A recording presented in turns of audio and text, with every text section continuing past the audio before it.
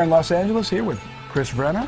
And Chris, for those of our users out there that may not know some of your musical history, could you please just give us a little background on what you've been responsible for as far as projects? I'm from Pennsylvania originally, which is where I met Trent, and then we both migrated to Cleveland, and that's where Nine Inch Nails got started.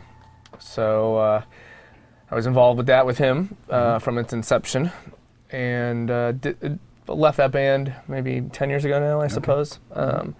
And since then, I produce and I do a lot of remixing, but I also do scoring. I've done theme songs for Doom and Quake and stuff like that. Scored American McGee's Alice game. Did a Tabula Rasa for Richard Garriott a couple years ago. He's in outer space right now, by the way. Yes. And then but I also still do live stuff. I was a live drummer for Gnarls Barkley, and but primarily I've been with Marilyn Manson now for like the last 4 years. Great. As a live drummer for a year, and now I'm their live keyboard player. But I'm also in the studio with them making the new record right now. All right, so you're doing actual production. And we're doing production and programming and engineering and. Great. So everything. Just a very long history there that you've had. I mean, myself, Nine Inch Nails was one of the bands for me that was very influential in some of my early writing. So it's an honor to sit with you and hang and chat a bit. So, I mean, I know that coming from that history, and obviously you've been doing this for quite some time now, and as we can see in your studio here, you've got a number of hardware pieces in your collection as well. So I know that now in doing stuff, you're also incorporating Reason. I know that you were talking earlier is that you're using Reason in the live performances that you do with Marilyn Manson, and you also use it on some scoring and some of your other projects. So what was it first that kind of made you look at Reason as a possibility for when something you were going to use for your productions? The sound sets are really great, and it's a cool tool that you could just launch on its own and just do a lot of work within itself. It's way more than just a software instrument, obviously.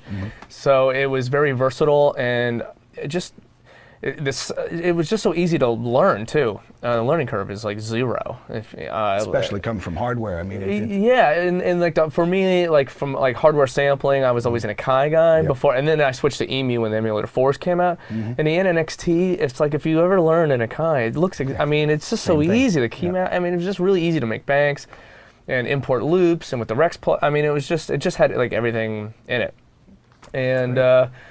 So it just became kind of just a normal staple.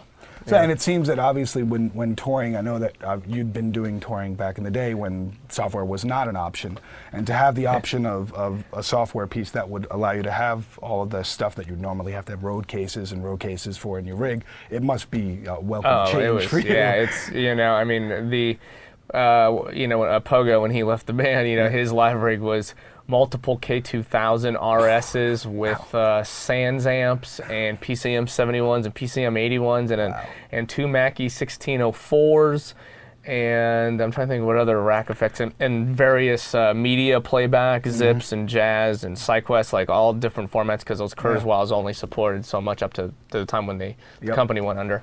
And it's a great piece of gear though. Kurzweils makes them. Those K2000s were insane. But yeah, it was double racks, 24 spaces or something, just crazy. And so, when he left, and the band was like, okay, we're doing a lot of this tour is going to be flying. So we can't have 220. I mean, it's just too expensive, and we'll never make customs. So, just sitting there going, wow, how am I going to do this? But, and I tried I tried various things, and I spent a week experimenting, and Tim Skold, who's also a massive Reason fan. I just found that out recently, actually, from someone else. I need to chat with him. Yeah, you should. Yeah, I'll give you his number when we're done.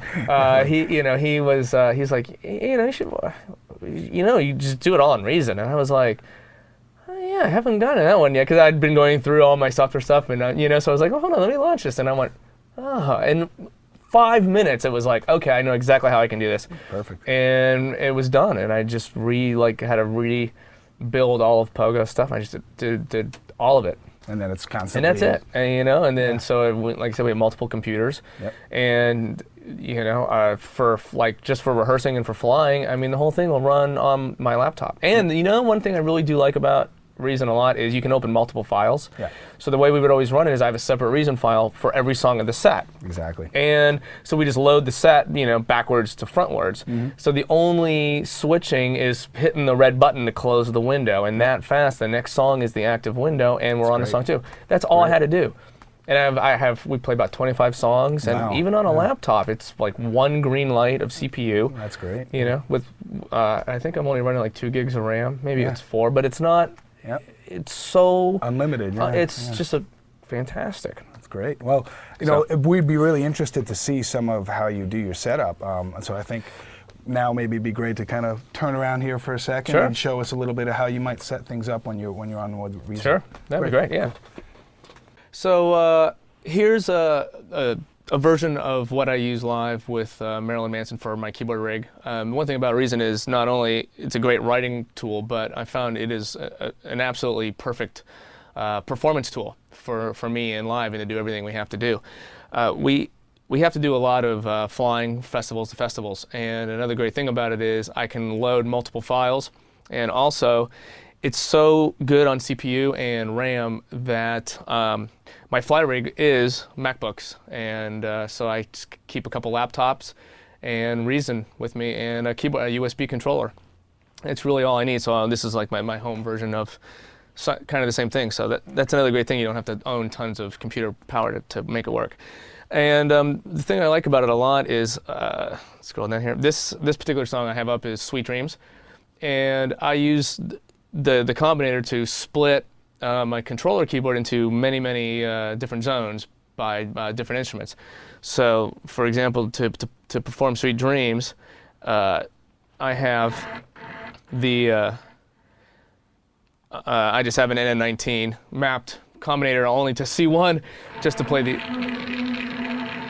that's the intro sound that starts the song off. I start that song, and I have it running through delay and effects, and then brought up into the mixer. I also then have the next up. I have a big subtractor patch, and then I have next up is the let's see, nope, gotta go up an octave. The glockenspiel sample for the melody parts that are in the song, and then up from there is I oftentimes play rhythm guitar underneath some of the solos. So I'm using one of the refill libraries, which are also fantastic, and so I can play guitar.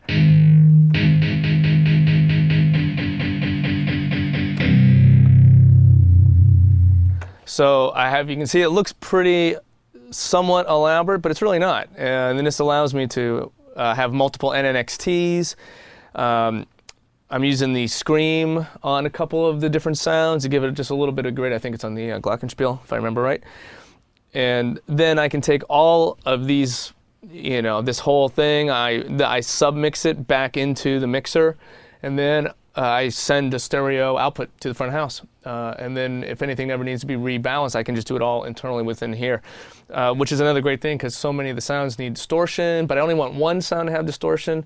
So I can map out one big NNXT bank and then take one key of it, send it out its own output, send that through distortion so the rest of the bank isn't distorted. It's so flexible and really fast and really easy to program that it's become the perfect performance rig for me. It's 90 keyboards all right there on a laptop.